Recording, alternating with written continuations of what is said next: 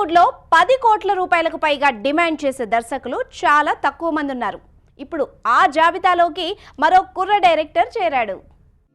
ఒక భారీ హిట్ పడితే చాలు ఒక దర్శకుడి రేంజ్ మొత్తం మారిపోతుందనడానికి F2 cinema best example. F2 సినిమాకి దర్శకుడు అనిల్ రావిపూడి. ఈ కుర్ర దర్శకుడు ఇంతకు ముందు 3 హిట్స్ ఇచ్చినా పెద్దగా పాపులర్ కాలేదు. కానీ F2 ఒక్కసారిగా రేంజ్ని క్రేజ్ని పెంచింది. F2 సినిమా 80 కోట్ల రూపాయల వసూళ్లను అందుకుంది. ఇంత పెద్ద హిట్ ఇవ్వడం వల్లే అనిల్ రావిపూడికి వెంటనే ఛాన్స్ ఇచ్చాడు super star Mahesh Babu. June నుంచి మహేష్ బాబు అనిల్ రావిపూడి సినిమా మొదలు కానుంది.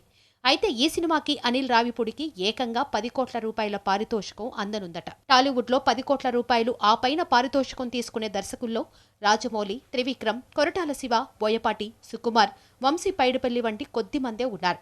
ఆ జాబితాలోకి ఈ కుర్ర దర్శకుడు చేరారు.